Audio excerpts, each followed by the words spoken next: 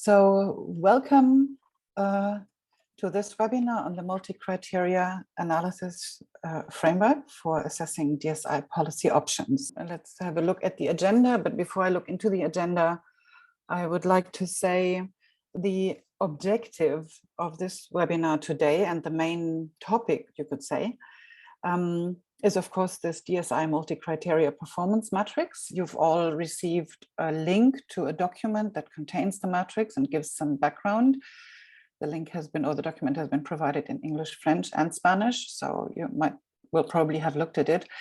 The point I want to make is that we are not so much going to focus on how to fill it in or what the results could look like, but rather on the tool as such, on the methodology, on how it can be used, what are difficulties, what is easy, where's the potential, where are possible limitations, etc. We will say more about this later on, but just as a framing already, this is our focus for today.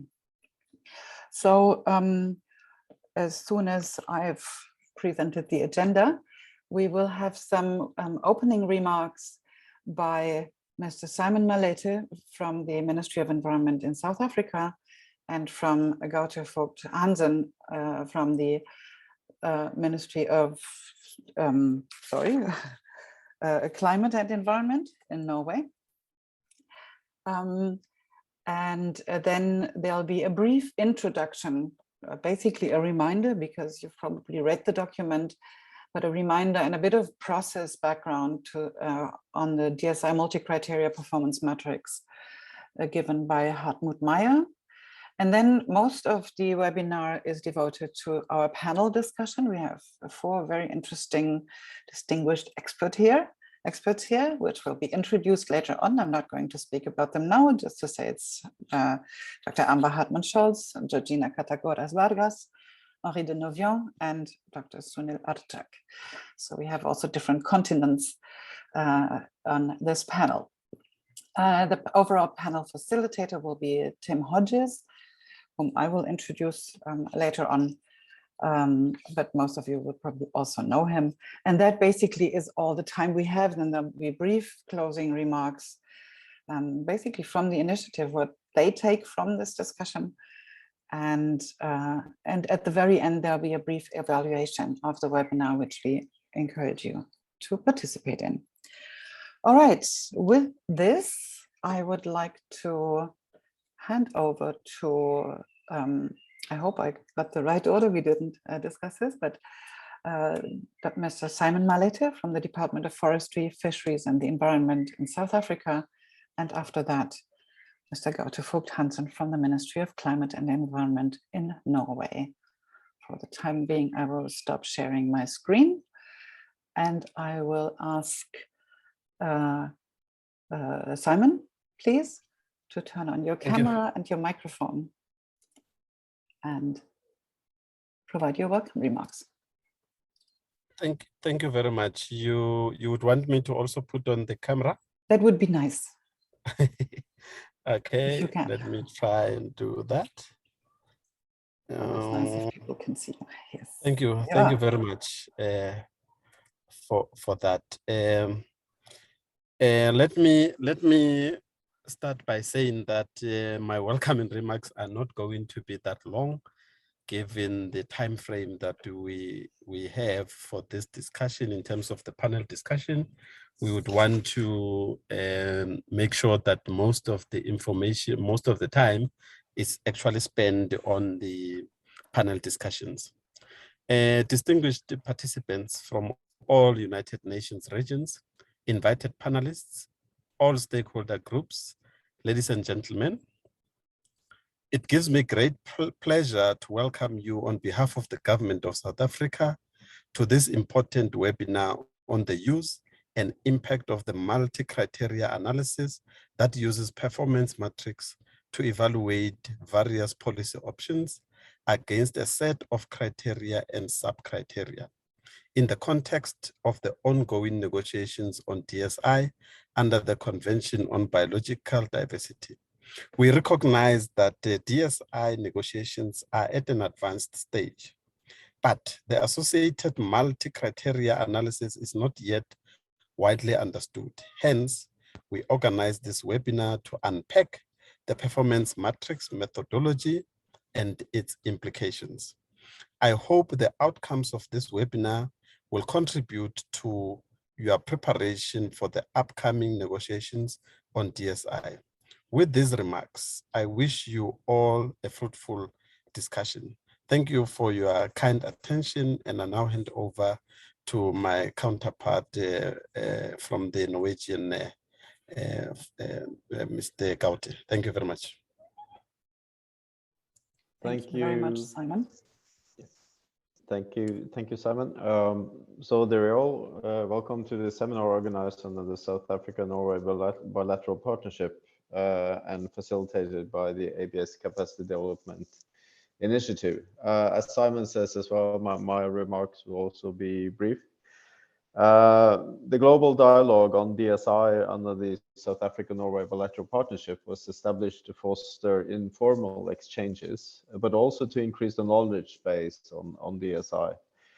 This reflects the fact that DSI is still regarded as a complicated and complex issue. Therefore, it's extremely important that we are guided by science and knowledge when we make our political choices as well. So we're now heading to Nairobi for the 4th session of the Open-Ended Working Group, where DSI is one of the topics to be discussed. Therefore, this is a very timely webinar indeed, where we'll get more familiar with the multi-criteria assessment framework, which will guide parties and stakeholders on how to address DSI in the context of the post-2020 Global Biodiversity Framework. Thank you very much. Thank you very much, Gaute. So with this, we are ready to start. And let me just see. So with this, we're ready to begin the content and to dive into our webinar. Thank you very much, Simon and Gaute, for your welcome remarks. As I said earlier, we first have a presentation, a brief background, basically a reminder of where this metrics came from, what it is about, and where it's currently going. I see that some other new participants have joined in. So just a brief remark, you may have noticed the chat is disabled today because we have and will not be able to take any questions or discussion from the audience. And we would also like to focus really everybody on the panel discussion. We will post a brief note in case there are any technical issues, which we may or may not help to resolve. There will be, and Yannick is already posting it. There will be an email address that you can turn to. Okay, just 1 second. All right, so with this, I invite Dr. Hartmut Meyer, team leader of the ABS initiative. Yes, you've turned your camera on, to turn your mic on, and I will share my screen again so you can provide us with this background. Just 1 moment. Exactly. Sharing again. Here we go. Okay. Hartmut, please. Thank you.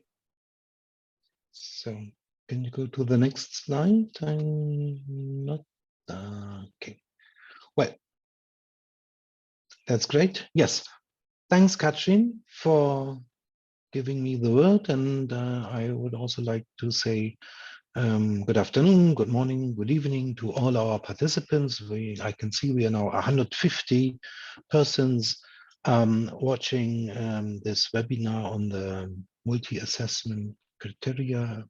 multi-criteria assessment and the performance matrix.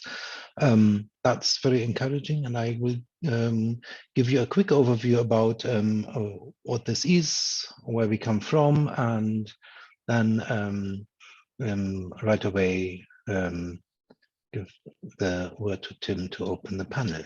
Okay, so next slide, please. Well, this table that you can see here is actually this performance matrix.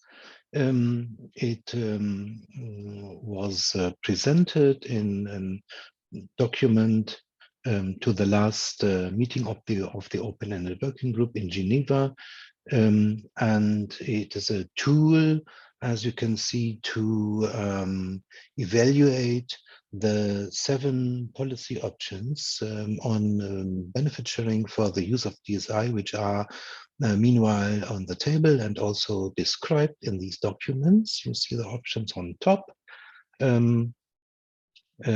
ranging from option 0 to 6, and there are also some sub-options.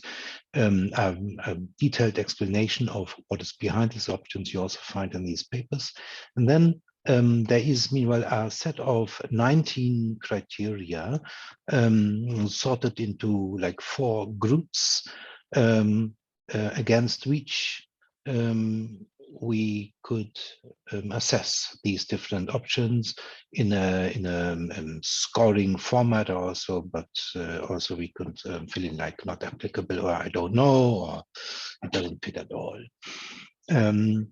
As I said, a further information on this multi-criteria analysis, which is a methodology introduced in our DSI discussions, including criteria, scoring, limitations, etc.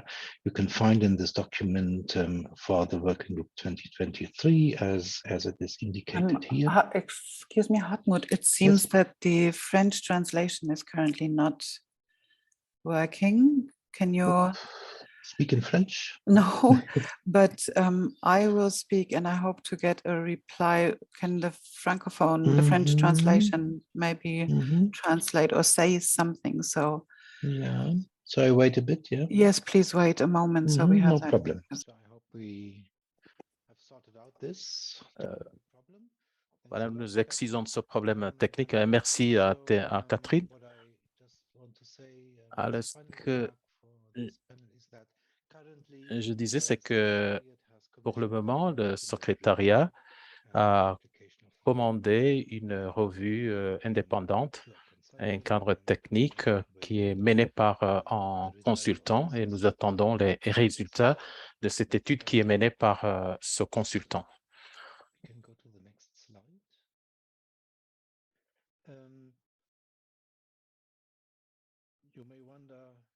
Peut-être vous vous demandez d'où vient cette méthodologie qui est proposée, d'où elle vient. Donc, depuis quelque temps, ce cadre a été donc développé. On a commencé par 5 options de politique pour le partage des avantages découlant de l'ISN, ainsi que la liste des points à considérer pour l'évaluation des options de politique. Et cela a commencé en 2019 et en 2021, nous avons mené un webinaire au cours duquel nous avons présenté un ensemble d'options de politique. Et c'était donc en février 2021 et il y avait 6 options de politique qui étaient sorties de 13 rapports internationaux et de publications. Et une 7e option a été ajoutée par le groupe de travail. Et la présentation du concept de l'analyse multicritère a été également présentée pour pouvoir faire l'évaluation. Et cet exercice a connu la participation de différents acteurs, y compris des scientifiques. La prochaine étape ici a été le rapport du groupe, des présidents du groupe consultatif qui a été publié en novembre 2021. Et les coprésidents ont discuté et élaboré cette méthodologie dans ce rapport, on a également souligné les limites de la méthodologie. Et cela concerne également les options de politique.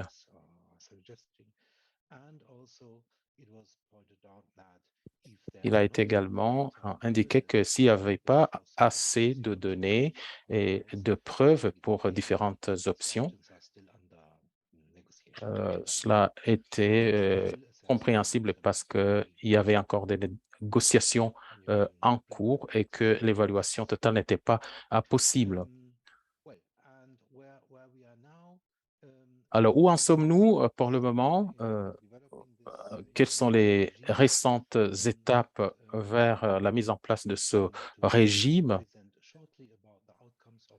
Donc, je vais vous présenter les résultats de la 3e réunion qui s'est tenue à Genève du groupe de travail.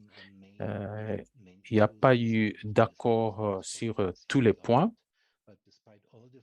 mais en dépit des différences, le groupe de travail à composition non limitée a convenu dans un document final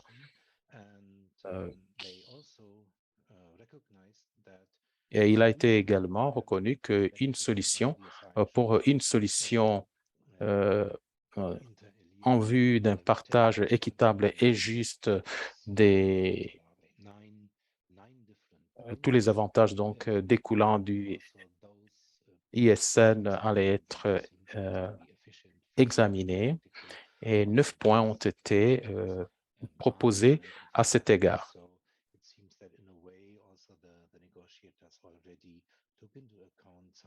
Les négociateurs ont pris en compte ces points qui sont donc indiqués dans la matrice.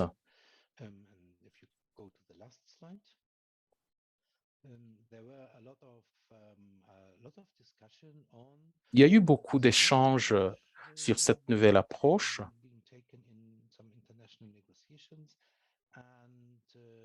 Dans le cadre des négociations internationales,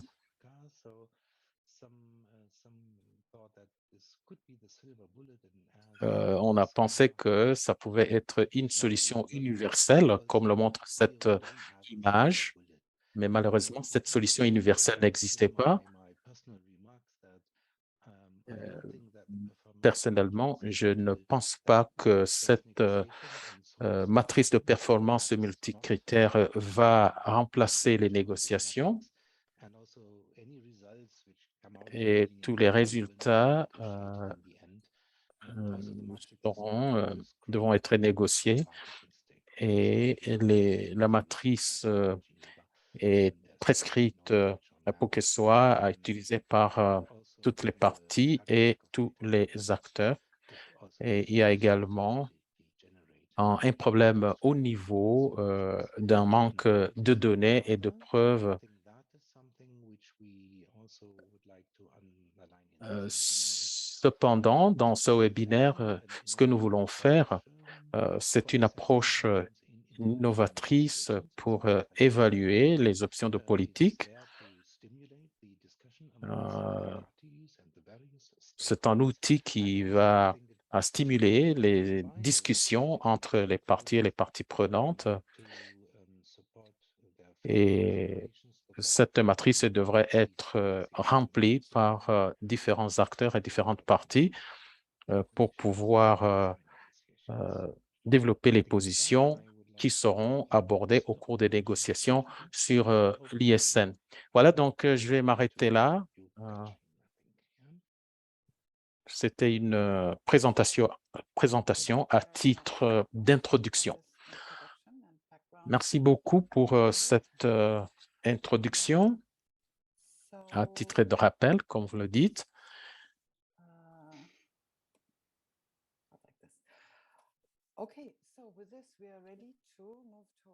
Voilà, après cet exposé, nous allons donc passer au panel.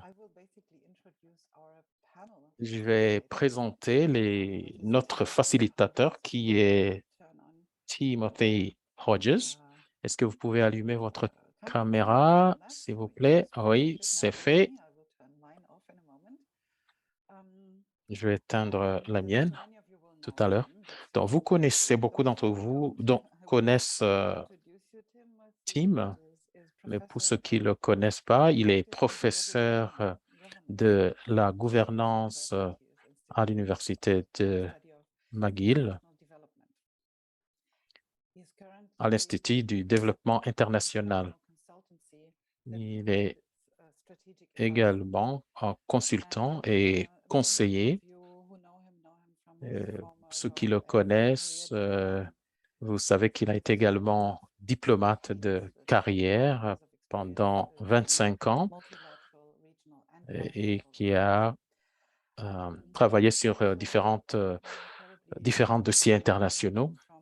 Et certains le connaissent également pendant les négociations du protocole de Nagoya. Il était coprésident jusqu'à l'adoption du protocole de Nagoya. Après cette brève présentation de Tim, je vais vous passer le micro pour que vous puissiez présenter les panélistes et démarrer cette discussion qui s'annonce intéressante. Merci beaucoup, Catherine. C'est un plaisir d'être parmi vous. Comme cela a été dit, l'élément principal de ce panel, c'est la discussion en panel. Je vais donc présenter les différents panélistes qui ont travaillé sur cette matrice. Quelques mots d'introduction. L'objectif est comment nous avons préparé ce débat avec les panélistes.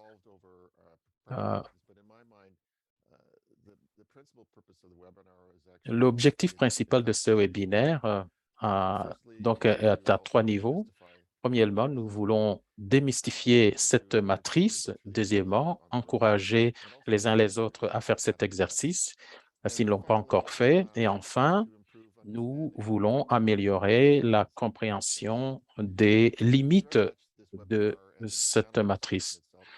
Au cours, donc l'objectif de ce panel, l'objectif sera de mieux comprendre cette matrice et surtout de comprendre ses contraintes et ses limites. Comme Catherine vient de le dire, nous aurons 3 sondages au cours de cette session et tous les participants pourront répondre aux questions du sondage et nous allons partager les résultats du sondage en live. Et les questions sont intéressantes, j'espère, et j'espère que ce sera un exercice qui va vous intéresser également. Tous les participants à ce webinaire ont travaillé sur l'ISN d'une façon ou d'une autre. Je sais que vous avez des points de vue, vous avez des expériences et nous voudrions que vous puissiez les partager à travers le sondage. Alors, très rapidement, quant à la préparation de ce panel, nous nous sommes rencontrés en virtuel avec les panélistes et je leur ai demandé de remplir la matrice indépendamment. Ils ont fait l'exercice individuellement et par après, je leur ai demandé de partager les résultats de cette matrice après l'exercice et échanger les résultats. Donc, les panélistes ont déjà partagé les résultats de cette matrice.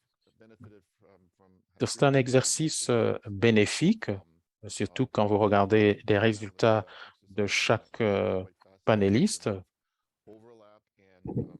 Il y a bien sûr des points de chevauchement et des points de convergence et des points de divergence.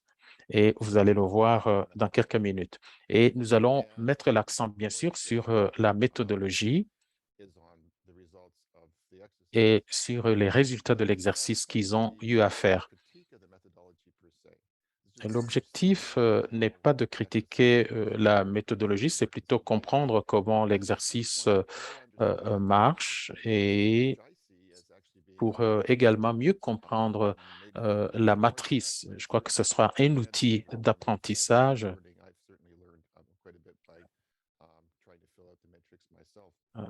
parce que moi-même, j'ai essayé de remplir cette matrice.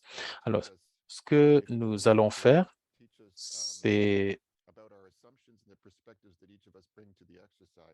de nous apprendre comment fonctionne cette matrice et quelles sont les prochaines étapes et comprendre pourquoi nous avons fourni des réponses que nous avons fournies. Et au final, et devrait être utile aux prochaines négociations pour savoir quelle sera la politique à adopter à long terme. Alors, pour le moment, après mes discussions avec les représentants des populations autochtones et de communautés locales, il y a beaucoup d'opinions par rapport à l'ISN et il y a diverses opinions également concernant la matrice elle-même et cet exercice.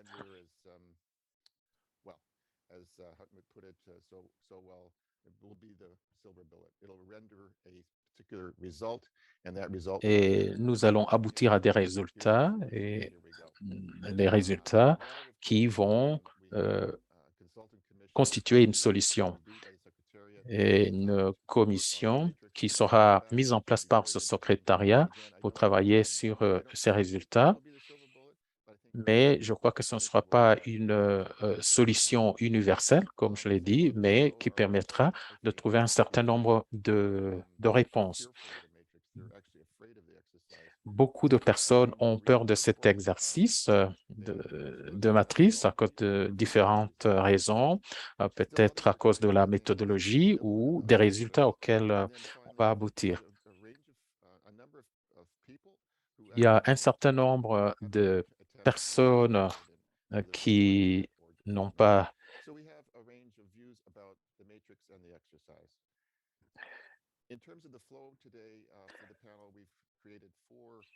Alors, nous aurons 4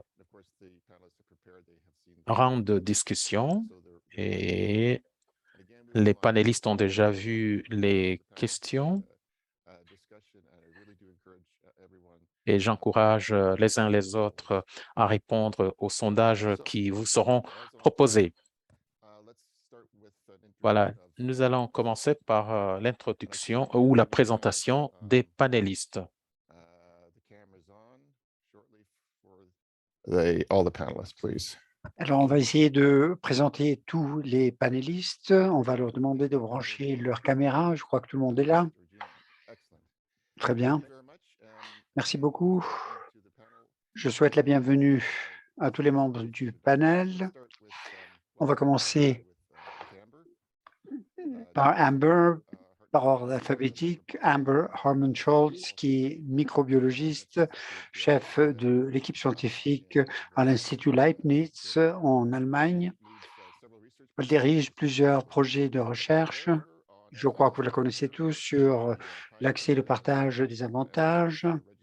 Elle a lancé la collection d'enregistrement de DSMZ, donc dans le cadre de la réglementation du protocole de Nagoya.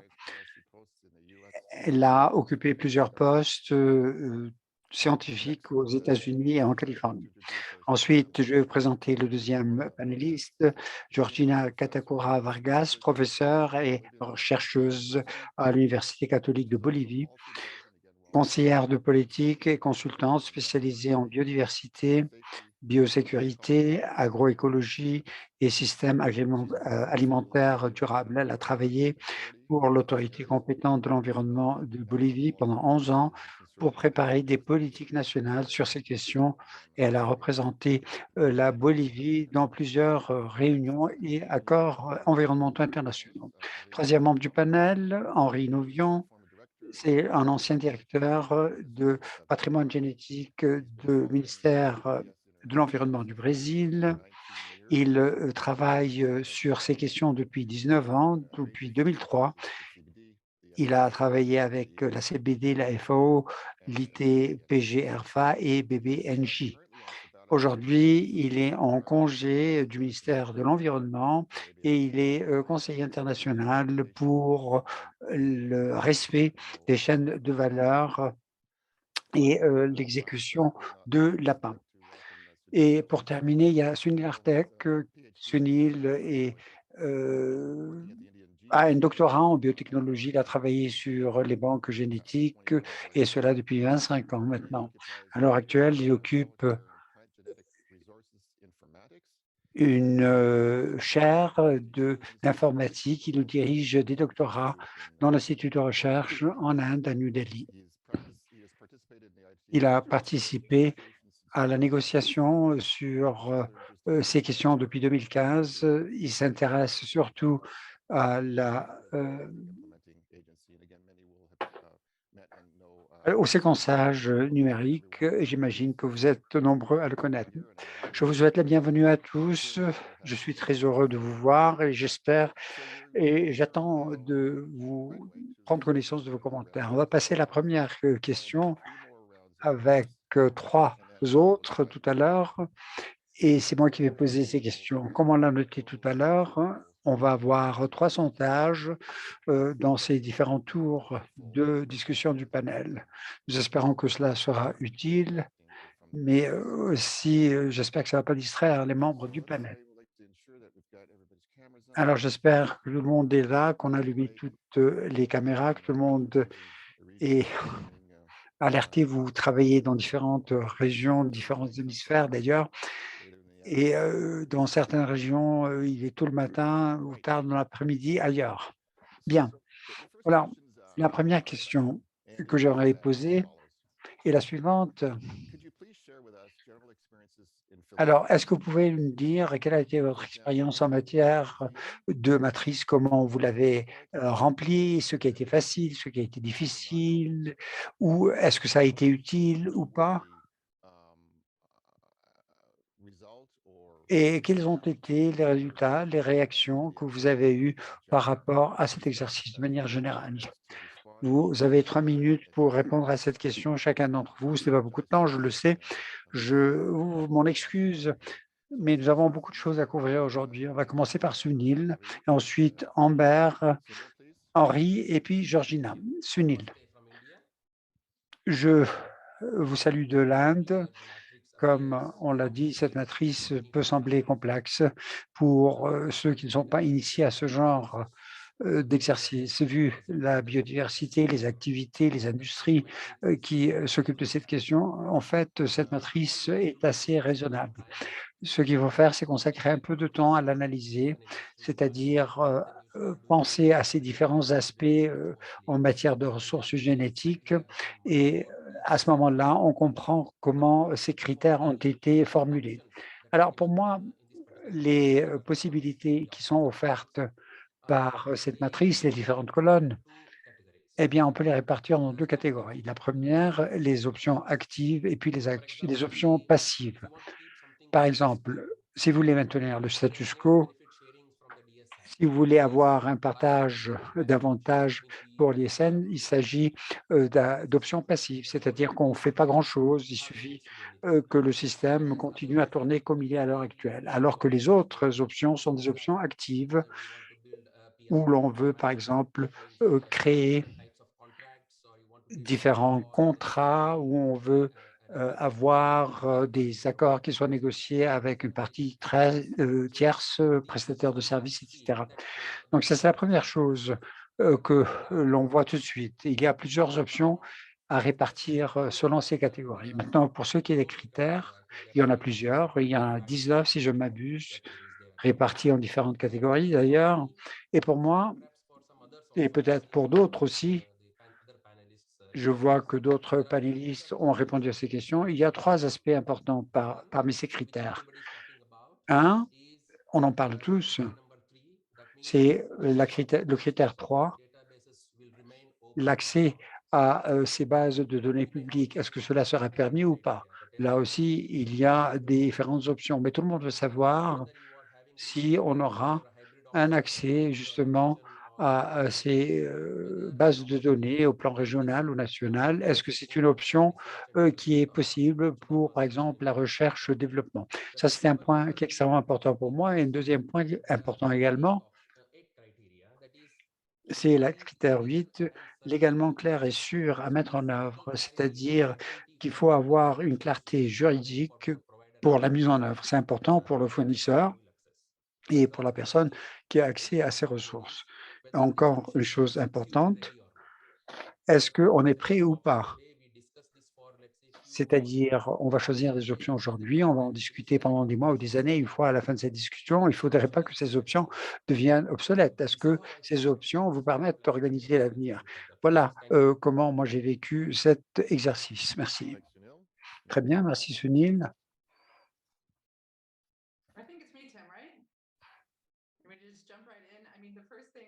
Alors, la première chose que je voudrais dire en écoutant ce qu'a dit Hartmut, et lorsque j'ai reçu ces mails, je me suis dit, mon Dieu, pourquoi? Eh bien, parce que c'est un peu, un peu trop de choses, si vous voulez, d'aborder. Je travaille de cette question depuis 2 ou 3 ans et même si je m'en occupe beaucoup, j'ai le sentiment que cette matrice est quelque chose qui est assez difficile à maîtriser. Donc, il faut, ne pas se laisser intimider par, ce tableau. En effet, c'est complexe, c'est compliqué et lorsque vous essayez, de noter, cela sur une échelle de 1 à 10, vous attribuez une note de 4 ou 5 comment? Alors à ce moment-là, il faut vraiment, solliciter, votre matière, grise. Alors en dépit de cette entrée en matière assez difficile, j'ai essayé d'aller un peu plus loin et je crois que ce qui est le plus important ici, c'est faire, cet exercice et puis comparer, ce que vous avez fait avec, d'autres collègues. On a eu l'occasion de le faire ici. Nous avons eu un atelier ouvert en fin de l'année dernière, où on a discuté de ces questions, par exemple, de base de données. Et puis, au sein d'un réseau scientifique où nous avons eu l'occasion de manipuler un peu ou de discuter de ces idées. Pour l'option 3.1 et l'option 3.2, sur, par exemple, le paiement pour avoir accès, ce sont des choses, par exemple, qu'on peut évaluer et on peut se poser la question de savoir est-ce qu'on pensait lorsqu'on a, formulé cela ainsi? Notre interprétation de ce que cela peut signifier, notamment entre collègues qui travaillent étroitement les uns avec les autres, qui ont la même expérience en matière, d'ISN, et cetera. Il s'agit, de voir que, en dépit de cela, il y a des réponses qui sont assez, très différentes.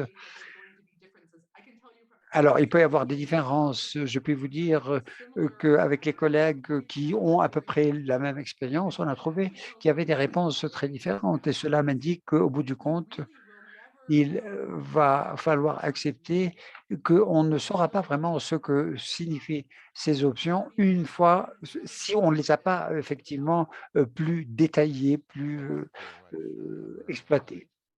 Merci Amber. Henri, Philippe, merci Tim. Bonjour à tous, merci aux organisateurs, merci de m'avoir invité à être ici aujourd'hui. Écoutez, mon impression, c'est que cette matrice présente plusieurs difficultés, la remplir sans tenir compte de nos préjugés, de notre expérience. On ne peut pas évaluer des options qui correspondent à des situations diverses, contradictoires, sans être influencé par le contexte social ou pour son expérience professionnelle. Quelqu'un, par exemple, va estimer que telle option est bonne pour la recherche et le développement, mais est-ce que c'est quelque chose qui serait utile à l'échelle internationale? Est-ce qu'il faut s'en tenir seulement aux ressources génétiques? Est-ce que cela doit se faire dans un seul pays pour que ce pays puisse profiter des avantages que présente l'ISN des ressources génétiques? Et est-ce que cela ne va pas encourager la recherche et le développement? Et c'est la même chose pour l'option 3.1, c'est-à-dire qu'il y a un partage des avantages sur la base des données, mais lorsque on tient compte du contexte économique, ce qui existe dans les pays en développement à cause d'Internet, de son instabilité et du financement, il faut dire que l'accès contre un paiement peut être un obstacle pour la recherche dans différents pays. Ce n'est pas le paiement qui va faciliter la recherche et le développement, c'est pas cela qui va nous pousser à ouvrir ces données à tous. Pour conclure, il y a certains modèles qui correspondent à certains critères bien parce que c'était conçu pour cela dès le départ. Cela ne signifie pas qu'on répond à toutes les questions posées par les critères. Il faudra trouver des réponses. Et peut-être il faut ici réfléchir à une combinaison d'options qui permettrait de répondre aux attentes en tenant compte de tous les critères. Et je crois que cela sera plus efficace plutôt que des options qui ne répondent qu'à une seule attente.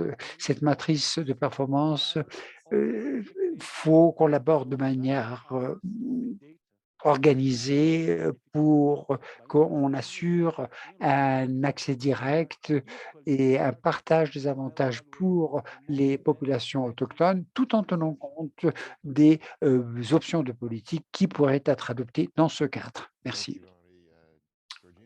Merci Henri, Georgina.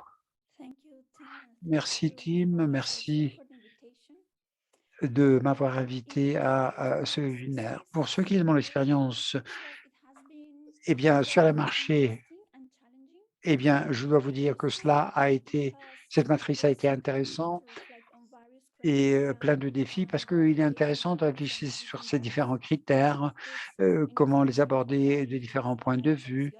Par exemple, ici, en matière des options de politique en matière d'ISN. Pour ce qui est des défis, et il y en a plusieurs, eh bien, il y a une série d'hypothèses qui sont là et qui viennent influencer le choix de ces critères et leur formulation. Et là, j'aimerais dire un mot là-dessus en relevant 4 éléments. Tout d'abord, je crois que l'élément le plus difficile à répondre, c'était la formulation des formules négatives. Par exemple, la matrice n'empêche pas, si vous voulez, la recherche et l'innovation. On part du principe donc que la réglementation viendrait perturber la recherche. Ce n'est pas nécessairement le cas d'ailleurs.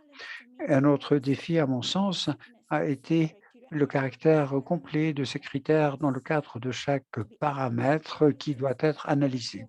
Par exemple, la bonne gouvernance, c'est un critère qui comprend plusieurs sous-critères et même et la bonne gouvernance, ça va au-delà de mettre en œuvre les différents aspects qu'entraîne une option de politique. Mais la bonne gouvernance signifie aussi la participation, la transparence, l'obligation de rendre des comptes et tous ces aspects ne sont pas pris en ligne en compte dans ce sous-critère de la matrice. Un autre exemple aussi, c'était la cohérence et l'adaptabilité en tant que critère.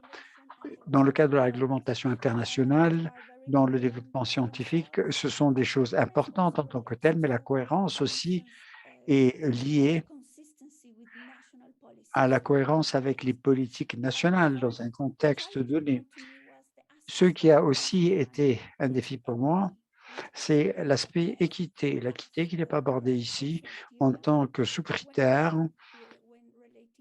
notamment lorsque l'on parle du partage des avantages. Et dernier élément, c'est que tous les critères et le sous-critère occupent la même place en quelque sorte. Or, ils ne sont pas tous de la même importance. Certains critères sont plus importants que d'autres pour réaliser les objectifs de la biodiversité et du protocole de Nagoya. Voilà mon expérience et voilà quelques-unes de mes pensées lorsque j'ai dû remplir cette matrice. Merci. Merci, Georgina. Merci à tous les panélistes. Vous savez, on parle beaucoup de défis ici, de difficultés. C'est quelque chose que vous avez tous rappelé. Et effectivement, ça a été mon expérience. Je ne suis pas là pour en parler. Mais enfin, le plus difficile ici, c'est de ne pas réagir à ce que je viens d'entendre. Vous aurez des réactions, j'imagine, de la part des participants à ce webinaire aujourd'hui. Je dois reconnaître toutefois, et je ne devrais peut-être pas le faire, mais enfin, je étais un peu sceptique, vous savez, lorsque on a parlé de cet exercice de matrice, lorsqu'on m'en a parlé la première fois, parce que ça ne s'était pas fait auparavant. Je crois que c'est audacieux, que c'est novateur dans une négociation internationale, dans le cadre de la biodiversité, que l'on utilise un outil d'ingénierie à l'ISN. Donc j'étais un peu surpris, j'étais un peu sceptique, mais je dois vous avouer, je dois reconnaître que en vous écoutant maintenant, je suis moins sceptique, c'est vrai. Je crois que ça va être utile, en effet, essayer de comprendre pourquoi on fait ceci ou cela face à cette matrice. Donc, je ne vais pas vous donner d'autres opinions là-dessus. Merci d'avoir réagi ainsi. Et puis, je vous remercie aussi de votre franchise. C'est très courageux de vous de l'avoir fait. Alors, Catherine, qu'est-ce que vous voulez qu'on fasse? Est-ce qu'on va passer au premier sondage et ensuite on va ouvrir cette deuxième partie de la discussion? Oui, vous voyez le questionnaire à l'écran. Première question. Je vais vous en donner lecture parce que ça n'existe qu'en anglais. Alors, est-ce que vous avez essayé de remplir ce tableau, cette matrice? Et là, vous avez 6 possibilités. Vous choisissez une seule réponse, s'il vous plaît. Oui, je l'ai fait moi-même. Oui, je l'ai fait avec des collègues. Oui, je l'ai fait avec plusieurs parties prenantes. Vous pouvez choisir cette réponse également.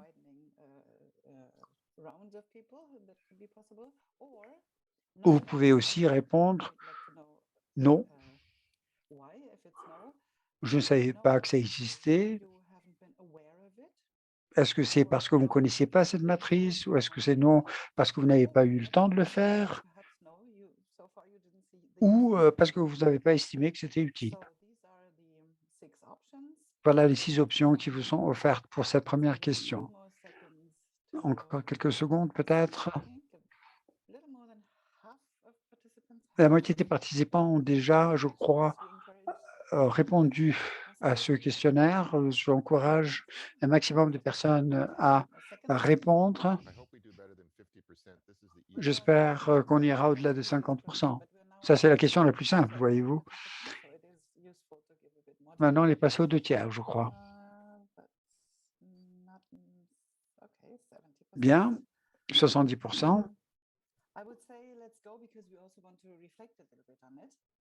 Bon, voilà le résultat. Yannick vous présente ces résultats. Alors peut-être que Tim, vous voulez intervenir pour faire des commentaires sur ces résultats? Oui, oui, absolument. Je suis en train d'en prendre connaissance. C'est un résultat intéressant, je crois. Je vous avoue que je ne suis pas surpris de ce résultat. Merci à tous d'avoir réagi. Heureusement que c'est anonyme, donc vous pouvez être tout à fait honnête dans votre réponse. Je croyais qu'il n'y a pas grand monde qui essayait de s'attaquer à ce problème. Ce n'est pas une critique, c'est une réalité. Parce que commencer, ça n'est pas toujours facile. Je crois que justement, l'un des objets de notre discussion, c'est de faciliter cela, rendre tout cela plus simple. Alors, il y a eu des problèmes peut-être pour remplir cette matrice dès le départ. Quelles étaient les raisons? Mais on va peut-être le savoir à la suite d'un autre sondage ou pas du tout, on verra bien. Mais ces résultats sont tout à fait révélateurs. Merci encore une fois. Oui, je crois aussi qu'il est intéressant de constater que peu de personnes ont fait ça avec plusieurs parties prenantes et beaucoup de personnes n'ont pas eu le temps de remplir ce tableau. Alors, je ne veux pas prolonger cela, mais j'imagine qu'il y a encore des personnes qui attendent de voir ce qu'en pensent les autres, le rapport du consultant, avant de remplir ce tableau, en discuter de manière informelle avant de se retrouver à Nairobi. Il y en a plusieurs raisons à cela. Bien, on va revenir à cette discussion de panel. Je vois quelque chose à l'écran, dit Catherine. Est-ce que ces résultats ont été partagés? Oui?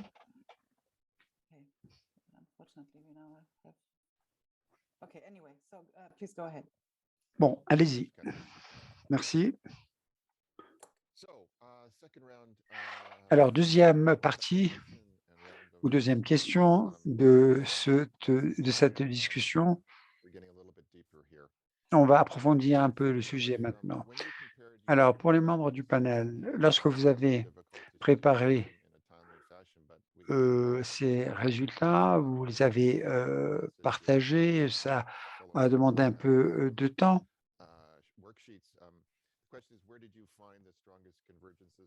Alors, où avez-vous décelé des convergences et des divergences? Alors, si vous pourriez nous donner un ou deux exemples pour illustrer vos constats, divergences, convergences, ça serait extrêmement utile. Ensuite, on essaye de comprendre pourquoi est-ce qu'il y a des convergences et des divergences claires et ne pas parler seulement du contenu. Alors, on va commencer par Amber et ensuite Henri, Georgina et puis Sunil. Merci. Amber? To go first. Yeah, all right. You caught me off guard, but I will jump into it. Yeah, I think I just following up and agreeing with what you said earlier. I think Je suis d'accord avec ce que vous venez de dire. Il est question de prendre du temps pour cet exercice, parce que c'est un exercice mental.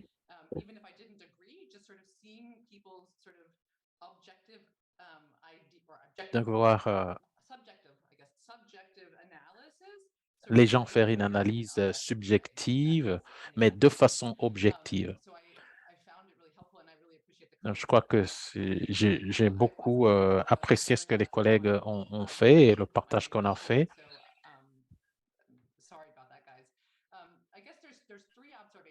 Je crois qu'il y a trois observations que j'ai faites par rapport aux convergences et aux divergences. Alors, ce qui était intéressant pour moi, c'est l'option 3.2, notamment le paiement, le fonds multilatéral dans le cadre de l'option 3.2. Je crois que c'est une option intéressante, un domaine qui n'a pas encore été exploré en fait. Mais il y a beaucoup de panélistes qui ont dit cependant qu'ils n'ont pas compris ce que cette colonne voulait dire.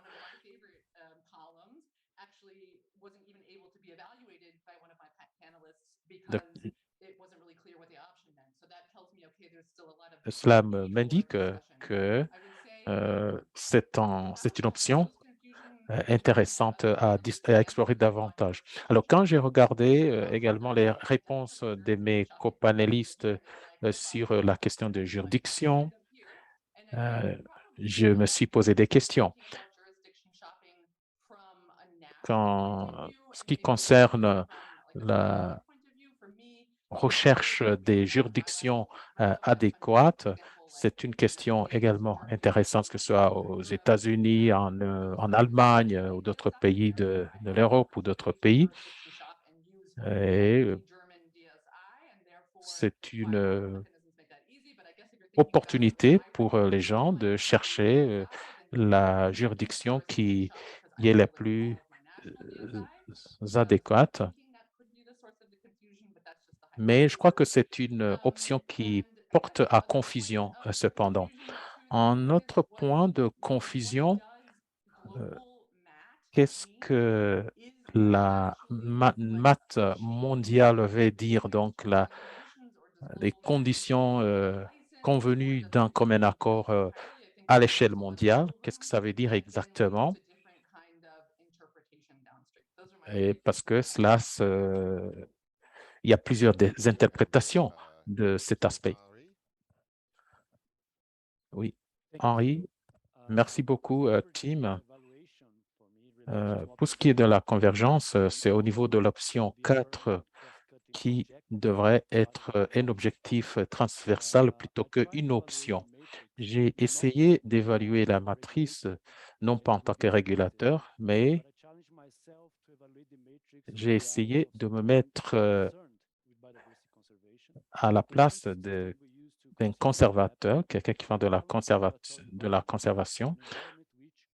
Donc, pouvoir avoir un environnement qui permette d'avoir des objectifs communs. Alors, en regardant les résultats des autres panélistes, je me suis rendu compte qu'il y avait une convergence d'intention, mais les attentes sont différentes parce qu'il y a plusieurs voies de les réaliser. Et ces notations également montrent que si chaque acteur remplit cette matrice sur la base de leurs attentes, compte tenu du secteur qui est le leur, ce sera difficile de faire une évaluation compréhensive, complète, pour savoir avoir une vue d'ensemble des objectifs, que ce soit l'utilisation durable qui donne lieu à des avantages qui donnent lieu à une bonne conservation. Donc, ce sera intéressant d'avoir une vue sectorielle et se poser une question fondamentale. Donc voilà, non pas les critères qui répondent à mes intérêts, mais quels sont les critères qui permettent d'évaluer les options de politique dans un intérêt commun. Donc, pour prendre en compte, être guidé par l'empathie. Donc, ce sera difficile d'évaluer les critères et les options de politique sans mettre l'accent sur l'avantage de la nature et de l'environnement. Donc, il nous faut un jugement qui nous rapproche des trois objectifs de la Convention. Merci beaucoup de cette intervention combien intéressante. Georgina, vous avez la parole. Je vais m'appesantir davantage sur la méthodologie en termes de convergence ou de divergence. En termes de divergence, c'était intéressant de voir différentes notations par les collègues parce que la matrice est conçue pour une analyse quantitative, mais il y a plusieurs approches et il y a beaucoup de facteurs, que ce soit la disponibilité des données, la prise en compte des différents paramètres, etc. Alors, pour ce qui concerne les convergences, certains paramètres tombaient dans une fourchette de valeurs. Je donnerai un exemple. Par exemple, évaluer la la possibilité d'avoir des avantages monétaires. Alors, ici, ce critère dépendra du fait de la façon dont ce système et de la façon dont les options de politique sont fixées et comment cela va fonctionner.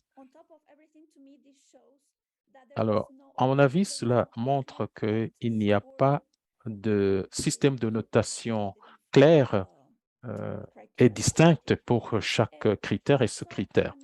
Également, un autre aspect qui est intéressant pour moi, c'est que différents critères sont qualifiés de non clairs ou avec des points d'interrogation. Bon, ce n'était pas la tendance générale, mais il y a des critères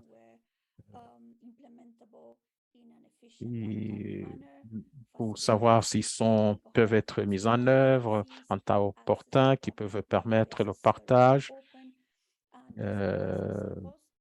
ou bien ce qui concerne l'accès libre aux bases de données. Alors, à mon avis, je crois qu'on ne dispose pas de toutes les informations nécessaires pour faire la notation ou évaluer tous ces critères de façon claire. C'est ce que j'ai cru comprendre.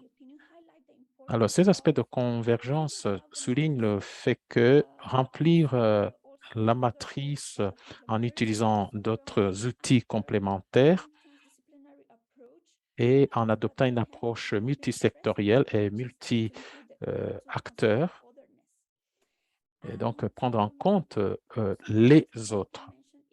Un autre aspect que je vais évoquer, c'est l'utilisation de sans objet dans la notation. Bien sûr, aucune option de politique dispose de tous les éléments qui permettraient une mise en œuvre complète de l'ISN. Merci beaucoup, Georgina. Sunil, vous avez la parole.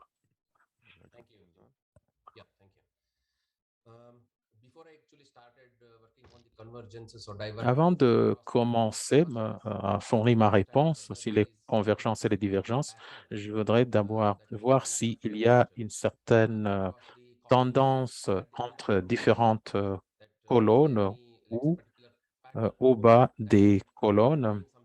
Y a-t-il une tendance qu'on peut observer? Donc, un élément qu'on peut retrouver comme un fil conducteur dans tous les critères. J'ai fait cet exercice, j'ai trouvé qu'il y a une corrélation entre le premier qui va avoir une incidence sur les autres critères. Alors, je me suis focalisé, par exemple, sur si on se focalise seulement en ce secteur, ce sera plus facile. Alors, donc, comme les autres ont dit, il y a une convergence au niveau des options. Maintenant, pour ce qui concerne les critères, y a-t-il convergence?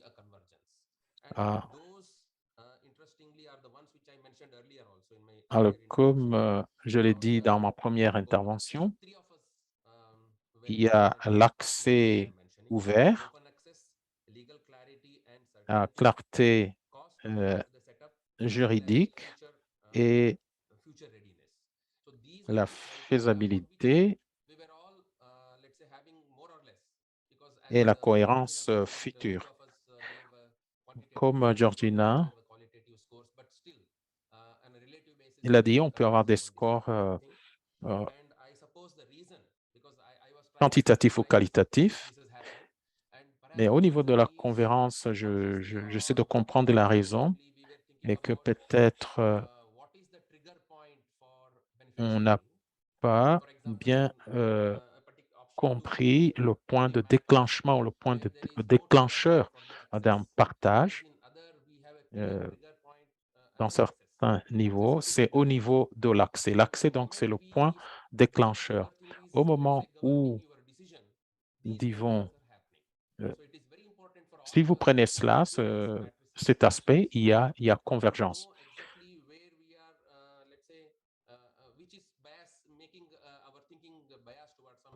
And then hold back that one and then try different things. But this is what I have found out. Thank you. Voilà donc ce que j'ai trouvé à ce niveau. Merci beaucoup, Sunil. Nous allons passer au deuxième sondage avec Catherine.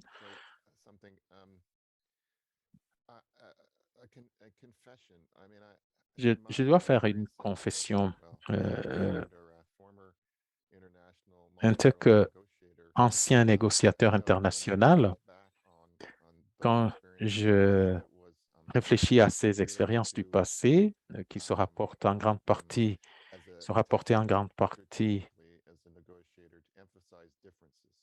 à s'opposition de façon stratégique et tactique pour faire ressortir les différences. Alors, ce que vous avez confirmé est que la matrice peut être un outil pour atteindre cet objectif. Et comme Henri, ça peut être un outil qui permet la convergence d'objectifs et d'empathie.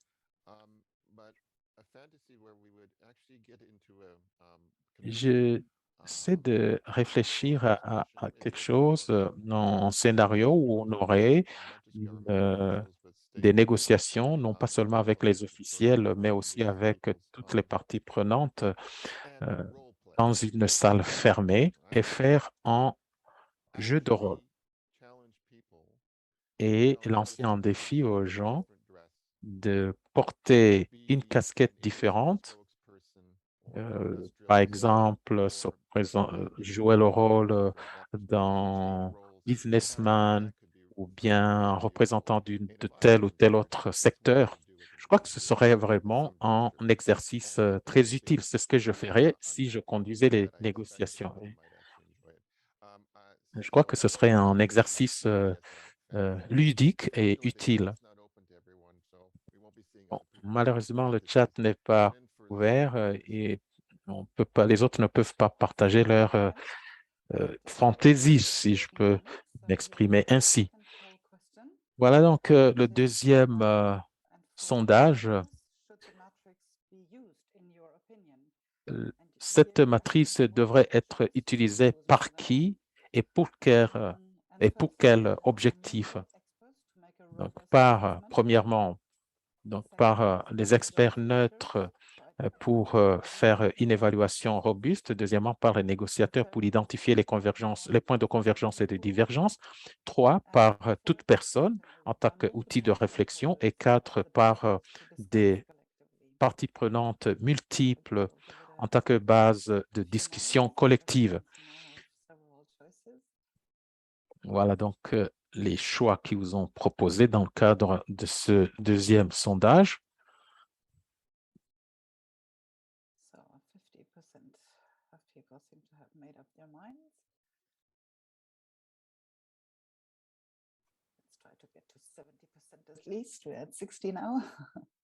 On est à 60%, on vise au moins 70%.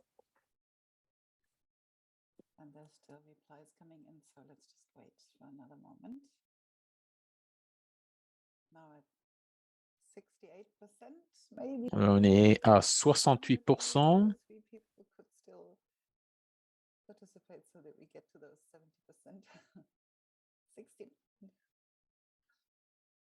One more. Okay, you stick with the 69% of participation. On est à une participation de 69%.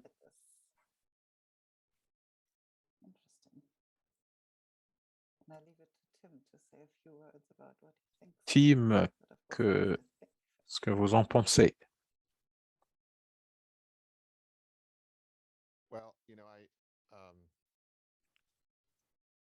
I think I could say something quite positive, actually. I find it Je dirais que c'est plutôt positif. Je crois que c'est encourageant de voir que la grande majorité a souligné la nécessité de discuter collectivement avec différents acteurs. J'interpréterai cette réponse comme indiquant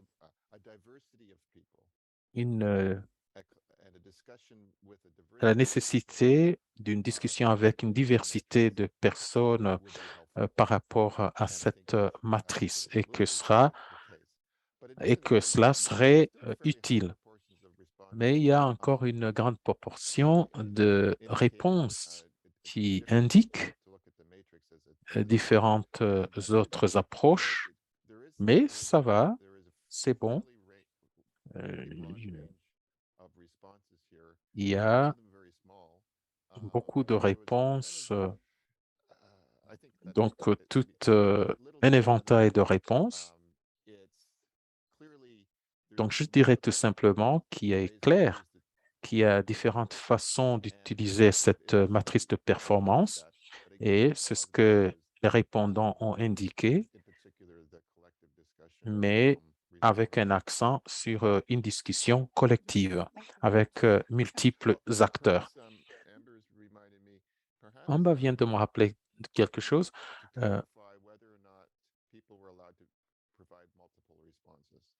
Est-ce que les gens avaient l'option de donner des réponses multiples?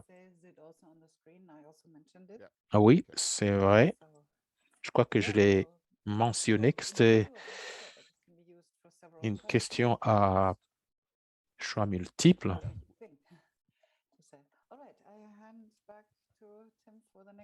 Voilà, je vous remets le micro, Tim, pour la prochaine partie de cette discussion. Merci beaucoup pour ce sondage et merci à tous les participants d'avoir répondu. J'espère que la prochaine fois, on va atteindre le taux de 80%. Alors, la question est la suivante. À votre avis, quelles sont les implications si un critère reçoit une note très élevée ou très faible pour une option de politique quelconque? Ça semble être une question simple ou simpliste, mais c'est une question cruciale en effet pour toutes les parties prenantes. Dans ce contexte, ce serait utile de donner des exemples tirés de l'exercice de la matrice de performance. Commençons par Henri, Georgina, Sunil et Amber, dans cet ordre. Merci beaucoup de votre question. Après réflexion, ce qui a attiré mon attention est que l'option 0 et 5 ont reçu la note 0.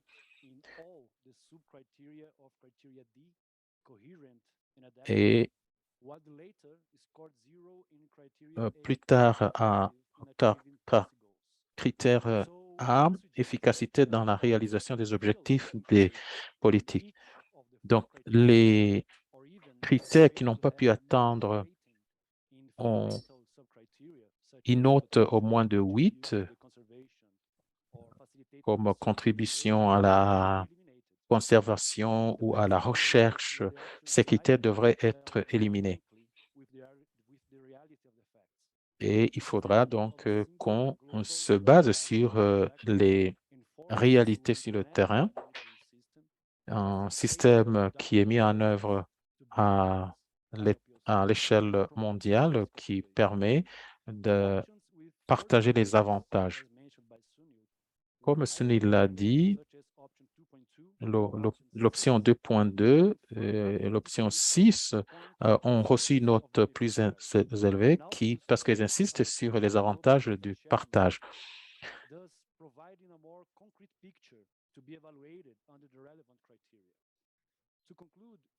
Et donc, pour conclure, certaines options sont anachroniques.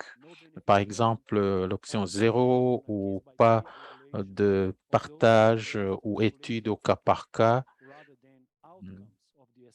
qui mettent en lumière les aspects techniques de la matrice.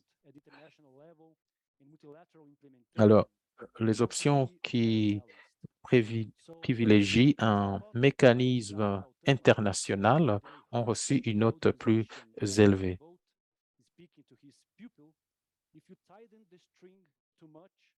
Comme on dit,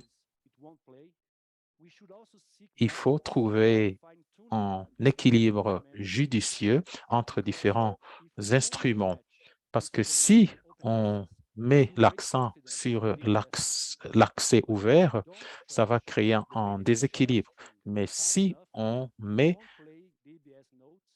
l'accent sur le partage des avantages, là, alors on pourra atteindre un équilibre judicieux. Georgina, merci beaucoup. Alors, ma réponse à cette question ma réponse n'est pas aussi poétique que celle de Henri, mais je vais me focaliser davantage sur les implications de la matrice pour analyser différentes options de politique, plutôt que fournir des réponses aux différentes options de politique. Alors, j'applique cette approche, comme je l'ai dit auparavant, par rapport aux défis, par rapport aux différents critères dans mon analyse personnelle. Alors, certaines de ces implications méthodologiques sont telles que le processus d'évaluation des différentes options de politique de l'ISN serait plus complète si elle emploie plusieurs outils. Maintenant, on travaille sur un seul outil. Donc, on pourrait avoir quelques outils qui prennent en compte différents éléments de l'ISN à la lumière des objectifs de la Convention et les objectifs du protocole de Nagoya. Deuxième implication, à mon avis, est que le processus d'analyse de ces différentes options de politique exige encore une fois une approche multisectorielle et multidisciplinaire et multi-acteurs. Et enfin, ce processus auquel je fais référence, qui devrait être multi-acteurs, multisectoriel et multidisciplinaire et inclusive, devra prendre en compte également le contexte national et les priorités nationales pour qu'elles puissent être utiles au niveau national et avant d'être mises à échelle à des niveaux supérieurs de mise en œuvre de l'ISN. Merci beaucoup, Georgina. Sunil. Merci, Tim.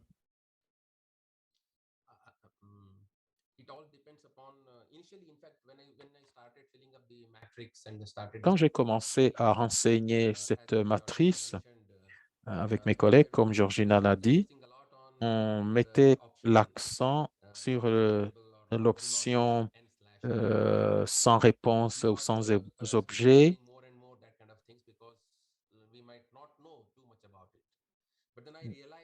Alors, je me suis rendu compte après qu'il y avait un biais subjectif, non pas parce qu'on n'a pas de connaissances, on n'a pas d'informations, mais plus on a des informations et des expériences dans un domaine donné, va nous orienter vers une option spécifique. Par exemple, si j'ai de l'expérience dans la gestion des bases de données et travailler avec différentes bases de données institutionnelles, nationales ou internationales, ça veut dire que je suis au courant des difficultés, des défis techniques.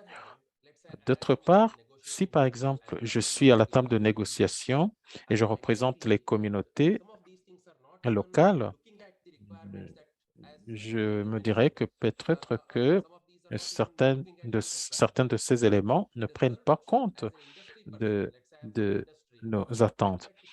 Et si je représente l'industrie, une industrie donnée, je dirais, ça devient de plus en plus difficile parce que les détails techniques de travailler avec différents pays qui ont différentes législations ne sont pas prises en compte en un seul endroit ou ils doivent être trouvés dans différents endroits. Donc, ce billet cause cette attitude. Un autre point, c'est que avoir une note élevée pour l'option 6, donc prélèvement d'1% sur les ventes au détail des ressources génétiques, c'est une option intéressante. Donc, tout le monde devrait voir que la gestion soit faite par des gestionnaires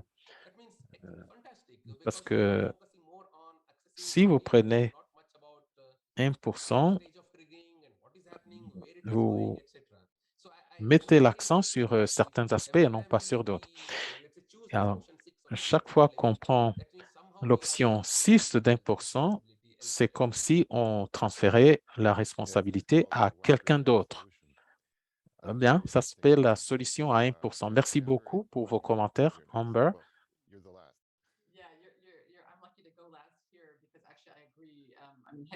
Je suis d'accord avec Henry et je suis d'accord également avec mes collègues. Ce que je pourrais tout simplement ajouter, c'est une observation. Le critère horizontal qui m'a surpris, c'est le partage d'avantages non monétaires. Je ne sais pas ce que ça veut dire exactement, parce que je me suis demandé qu'est-ce que ça veut dire des avantages non monétaires. Est-ce qu'on doit parler de ces avantages dans le cadre de l'ISN?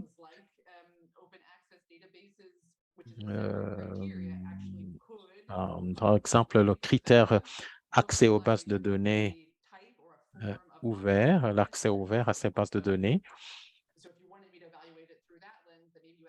serait un critère différent. Donc, s'il faut faire une évaluation des partages des avantages non monétaires dans ce contexte est vraiment difficile à évaluer. Je comprends que effectivement les aspects monétaires, c'est beaucoup plus compliqué et donc on ne veut pas commencer par cela, sans doute. Une autre tendance que j'ai constatée, comme on l'a dit, c'est qu'on veut répondre par oui ou non et pas par des chiffres. Mais traiter l'ISN en tant que ressource génétique, ça va être compliqué pour nous. Traiter les ISN comme des ressources génétiques, c'est encore une fois comprendre ce que cela signifie au plan technique. Il faut disposer d'informations. Comment est-ce qu'on peut traiter une information comme étant une ressource génétique à part entière? Voilà, je vais m'en tenir à cela pour l'instant. Bien, merci à tous.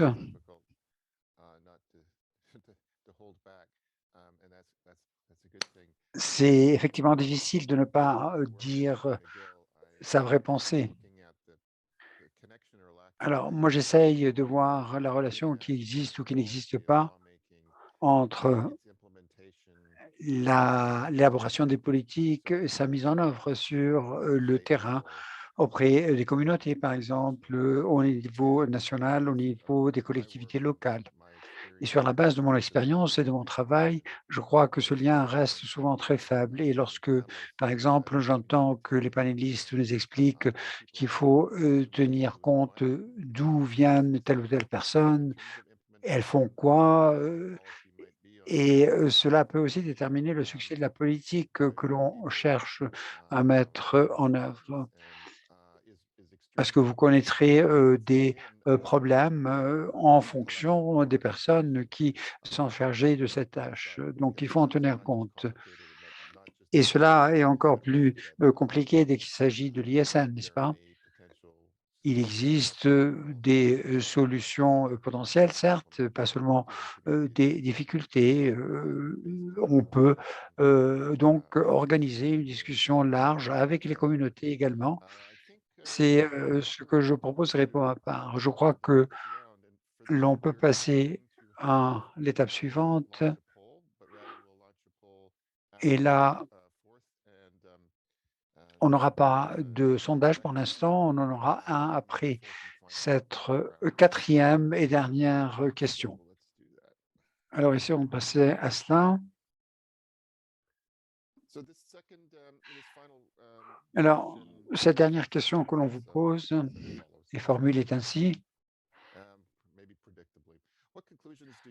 Quelles sont les conclusions que l'on peut tirer de l'exercice que vous venez de mener selon votre modèle préféré? Est-ce que vous voulez avoir un modèle hybride ou un modèle qui soit totalement différent que par rapport à ce que propose la matrice? Je crois que c'est une question relativement naïve, n'est-ce pas? Mais enfin, ça permet de réfléchir sur les hypothèses de travail auxquelles nous envisageons tous. On va commencer par Sunil et ensuite on va passer à Georgina, Amber et Henri. Alors, allez-y, s'il vous plaît. Pardon, c'est Georgina qui commence. Oui, je vais commencer brièvement sur cet aspect que vous venez d'évoquer. Je voudrais dire que une option de politique pure, entre guillemets, ça peut être intéressant, mais à mon avis, ce n'est pas réaliste, ça n'est pas faisable, parce que l'ISN en tant que tel présente beaucoup de nuances, et donc il est peut-être nécessaire que cela soit complété par d'éléments venant d'autres options, afin ainsi de parvenir à une réglementation de l'ISN qui reste souple, mais réaliste, concrète et aussi juste, efficace pour réaliser justement les objectifs de la Convention sur la diversité biologique. Mais par rapport à cela, je voudrais tirer une conclusion personnelle. Pour moi, cette matrice est un exercice intéressant.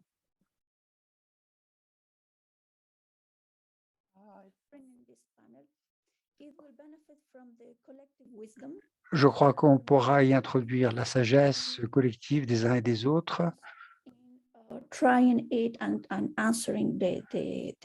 justement en essayant de répondre aux questions qui sont posées à travers cette matrice. Encore une réflexion peut-être, c'est que tous les critères de ce tableau n'ont pas le même pertinence. On l'a vu lorsqu'on en a parlé entre nous et ces critères ne s'appliqueraient pas avec la même importance dans différents pays auprès de tel ou tel acteur.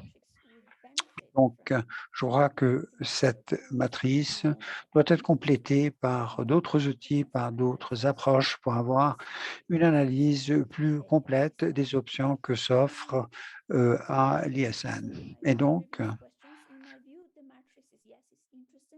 je dirais encore une fois que cette matrice est intéressante. C'est un outil qui permet de réfléchir plutôt qu'être un outil de prise de décision. Parce que pour cela, on a besoin d'autres outils pour compléter les différents aspects analysés ici, en assurant la participation d'autres acteurs et aller de l'avant de manière plus solide et réaliser encore une fois ainsi les objectifs de la Convention. Merci encore une fois, ça a été une expérience tout à fait intéressante que de faire cet exercice avec vous. Merci Georgina.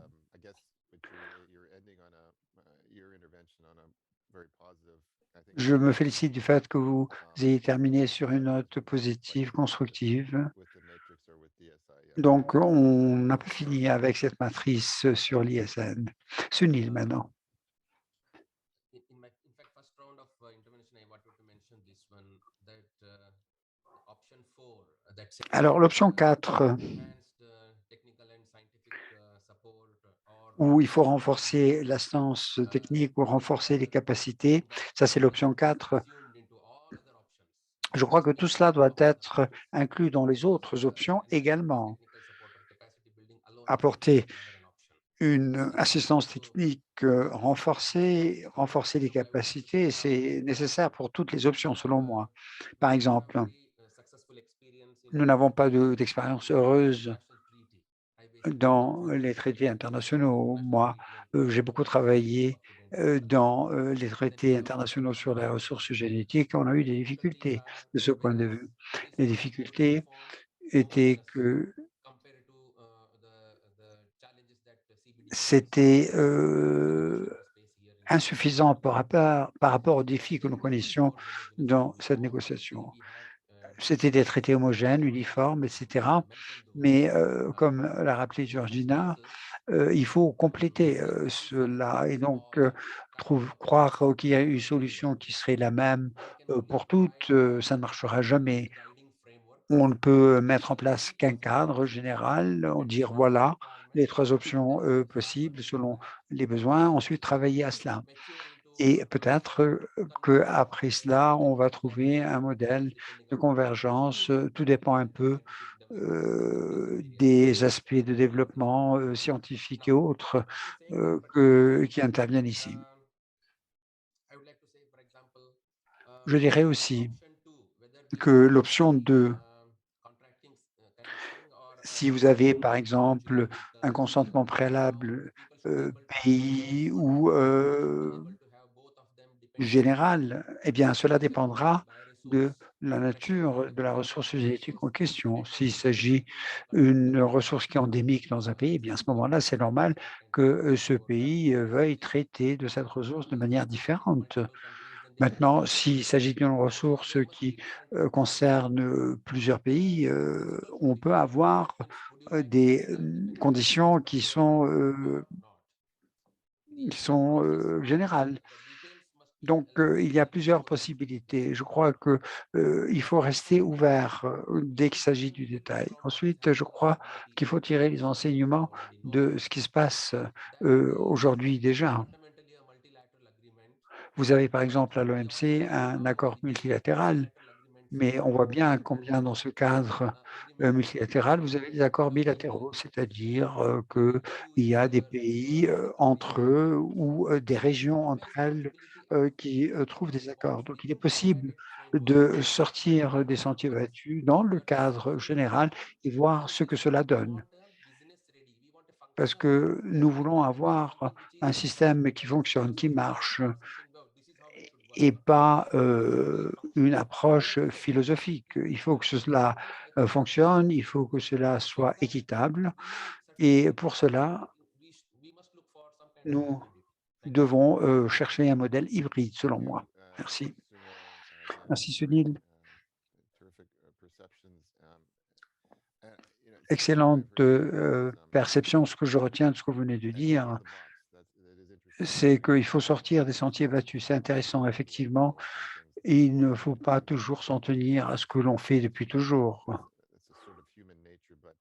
La nature humaine nous pousse à le faire, mais je crois qu'il est possible d'être plus novateur dans notre réflexion, différentes approches avec des approches qui peuvent évoluer. C'est, à mon avis, une solution possible. Bien, maintenant, c'est Amber. Je suis un peu en désaccord par rapport à ce qui vient d'être dit. Pour ce qui me concerne, ce modèle hybride me ramène à mes premiers commentaires. C'est un sujet assez difficile, voyez-vous, et nous avons plusieurs options, 6 qui ne sont pas assez détaillées, parce qu'il faut comprendre exactement ce que ces options impliquent. Alors, normalement, vous devriez détailler chaque option pour comprendre ses conséquences. Et à ce moment-là, vous auriez une matrice encore plus difficile. Alors, ce que moi je retiens comme leçon de cela, c'est que si on prend un modèle hybride avec différentes options qui seraient retenues en même temps, eh bien, à ce moment-là, ça va rendre la tâche encore plus complexe.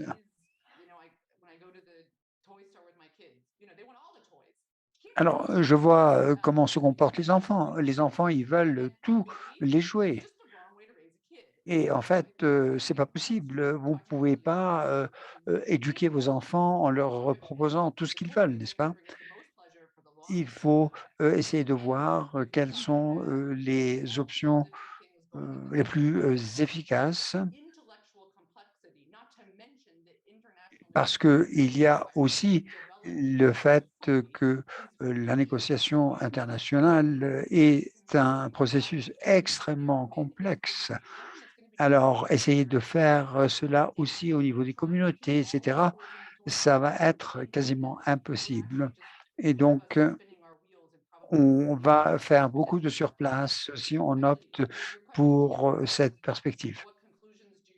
Alors, quelles sont les conclusions que l'on peut tirer de cet exercice? Eh bien, je ne sais pas. Il y a une approche qui pourrait être retenue ici à caractère universel. Et puis, il y a l'option 3 et l'option 2, peut-être. Il y a quelques idées qui sont intéressantes ici, mais qui n'ont pas été assez détaillées. Mais je ne sais pas si cette matrice a les chiffres, les données qui nous permettent de choisir telle ou telle option. Je crois que c'est un exercice à poursuivre. Alors, merci aux organisateurs de nous avoir lancé ce défi.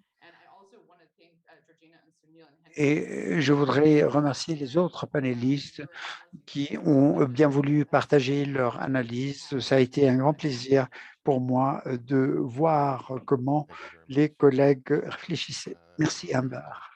Henri, maintenant. Merci, Tim.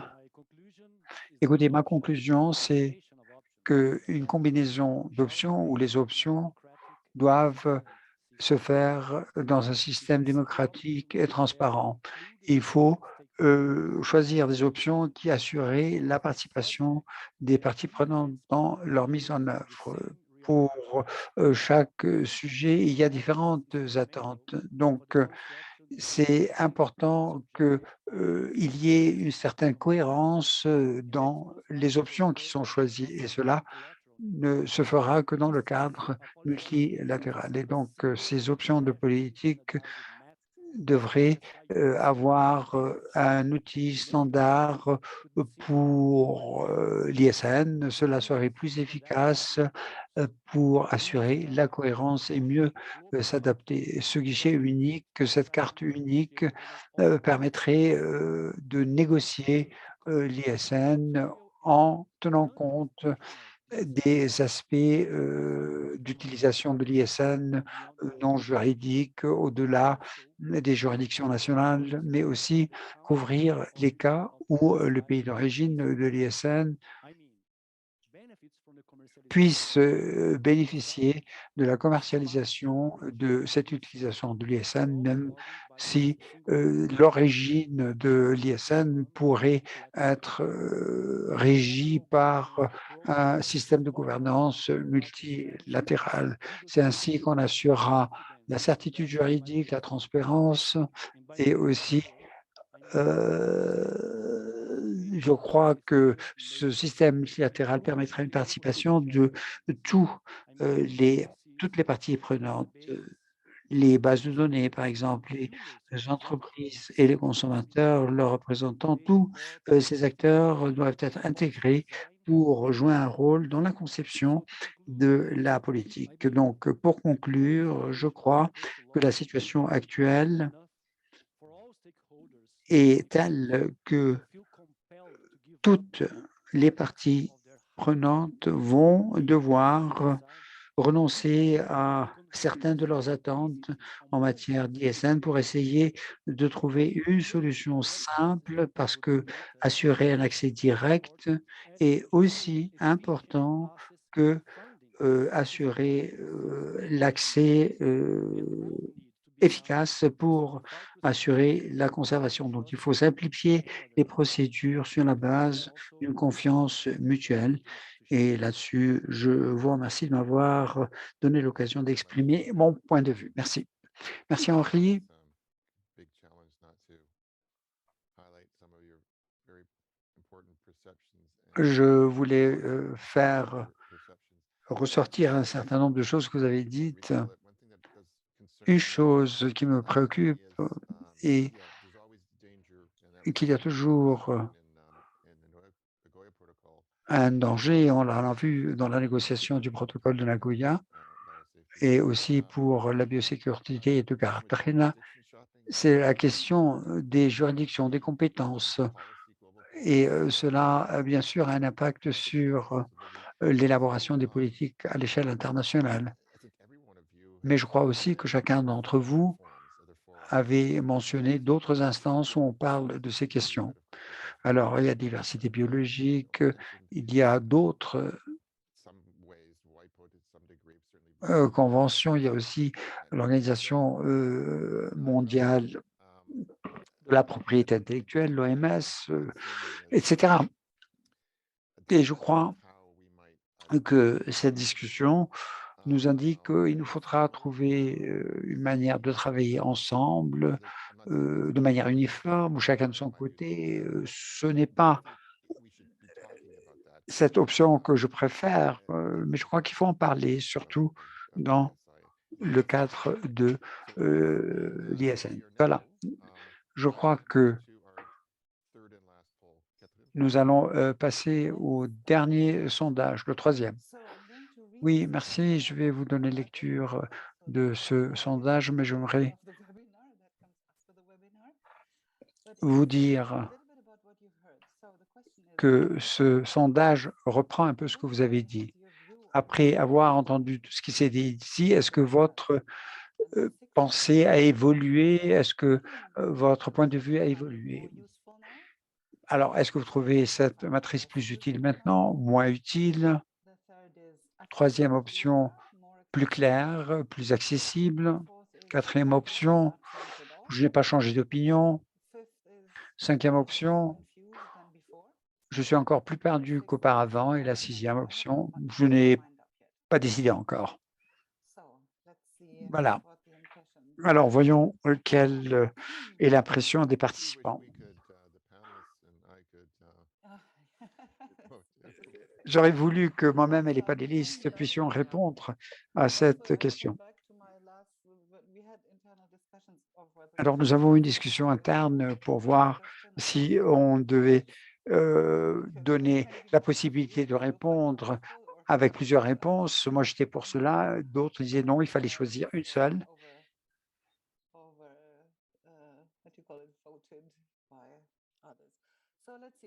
Et c'est cette décision qui s'est imposée.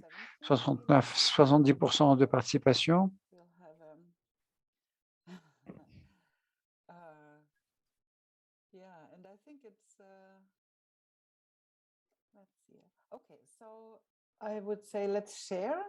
Voilà, je partage les résultats. Essayons de voir.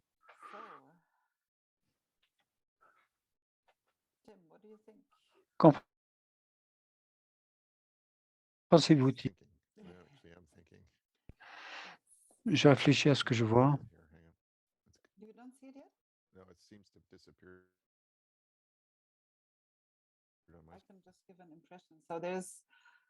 Écoutez, je vais résumer cela peut-être. Peu de personnes considèrent que cette matrice est plus intéressante, d'autres moins intéressante. Et il y a des personnes qui sont encore plus perdues qu'avant. C'est pas si mauvais que cela parce que être un peu perdu vous permet de vous arrêter de réfléchir. Mais enfin bon, je ne vais pas évaluer cela. 24 personnes sur 90 ont estimé que cette matrice est plus claire maintenant, plus accessible. Alors le chiffre le plus élevé, 30 personnes sur 94 qui n'ont pas changé d'avis. C'est intéressant, on va faire une évaluation de cela tout à l'heure. Et une vingtaine de personnes qui attendent encore avant de décider. C'est quelque chose que je comprends également parce que c'est une question qui exige que l'on réfléchisse un peu plus longuement avant de décider. Donc des résultats assez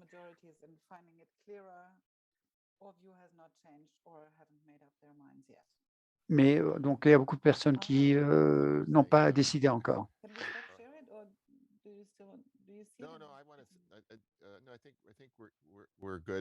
Oui, je crois que c'est bon. En tant que diplomate et en tant que co-président, je voulais faire en sorte qu'on termine toujours sur une note positive. Alors, j'ai le sentiment que 25 personnes sur 94 ont trouvé que cet exercice a été utile. Eh bien, ça va pousser les uns et les autres à changer d'avis, c'est très bien.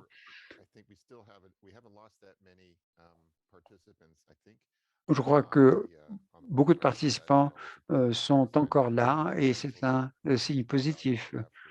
Et je me félicite de voir qu'on va évaluer cela plus tard. Mais je vous avoue que cet exercice a été extrêmement intéressant, stimulant et aussi une discussion tout à fait excitante. J'ai trouvé tout cela extrêmement fascinant et je vous suis très reconnaissant à vous quatre qui avez trouvé le temps pour participer à cette discussion, de vous porter volontaire à cet exercice. Et je m'en félicite personnellement, j'en ai beaucoup profité de cette session, profiter de vos opinions et de vos expériences. Je crois maintenant que nous allons passer à des remarques de conclusion de la part de Souel. Merci encore une fois à tous. Catherine, merci à tous. Ça a été une discussion très intéressante encore une fois. Et ça a demandé une longue préparation. Merci de votre disponibilité. Merci d'avoir bien voulu partager avec nous vos commentaires concernant cette matrice. Voilà, sur ce, je vais passer la parole à Souel El Anabi, qui est co-manager de l'initiative APA, vous le connaissez tous, j'imagine, et c'est lui qui va prononcer ces dernières remarques. Oui. Bonjour à tous. Pour revenir sur ce que vient de dire Tim, je crois que l'on peut conclure sur une note positive et j'espère pouvoir le faire. Je voudrais commencer par dire un mot sur les sondages que j'ai trouvé intéressants.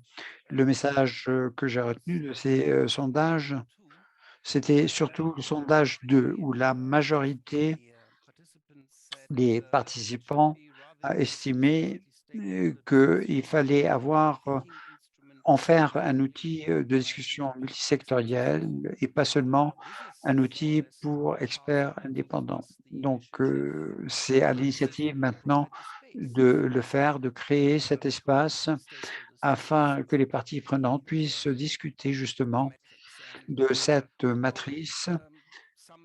Alors, même si 20% des personnes n'ont pas eu le temps vraiment d'examiner ce tableau, d'y travailler, eh bien, je crois que la majorité a estimé que cela a été utile. Et donc, j'imagine qu'il y a des aspects positifs par rapport à cela.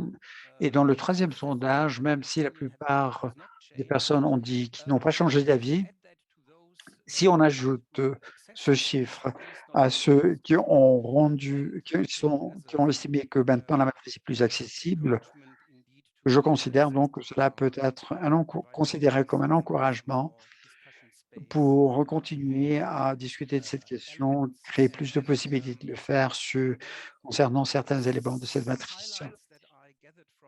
Quelques aspects que j'ai retenus de ce webinaire, c'est que peut-être une façon de traiter cette question, c'est de classifier les critères que vous jugez être les plus importants.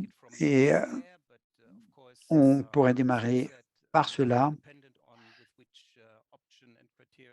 Alors, cela dépend bien sûr des options et des critères, parce que cela va influencer sans doute votre réflexion sur d'autres critères ou d'autres options.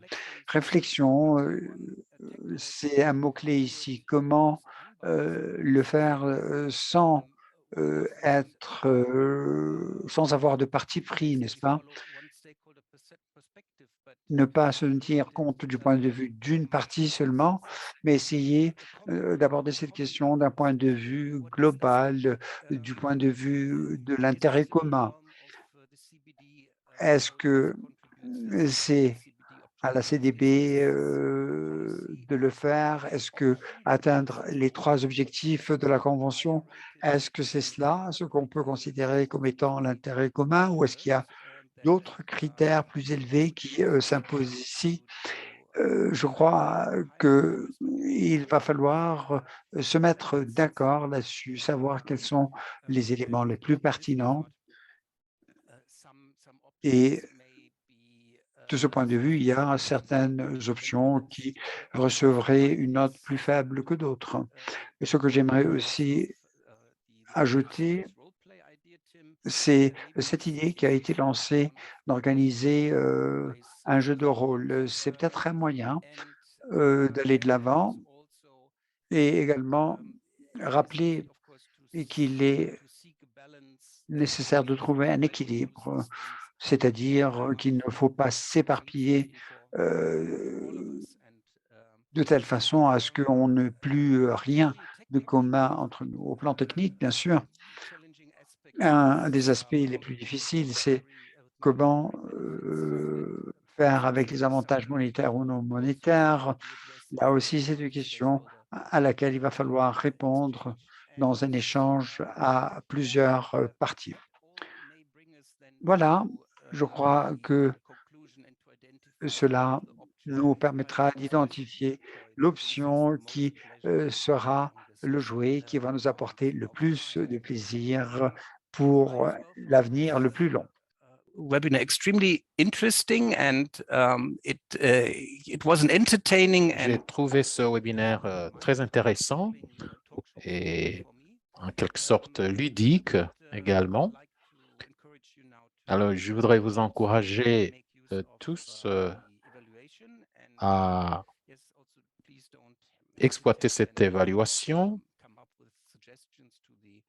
et de faire des suggestions, des propositions d'amélioration, parce que je suis sûr que on n'en est pas à la dernière rencontre sur cette matrice de performance multicritère. Merci beaucoup de votre patience tout au long de ce webinaire. Merci beaucoup, Suel. Alors, ce que je voudrais ajouter, c'est que comme les webinaires précédents, ce webinaire a été également enregistré et nous le publierons en ligne et nous allons nous en informer une fois qu'il sera chargé.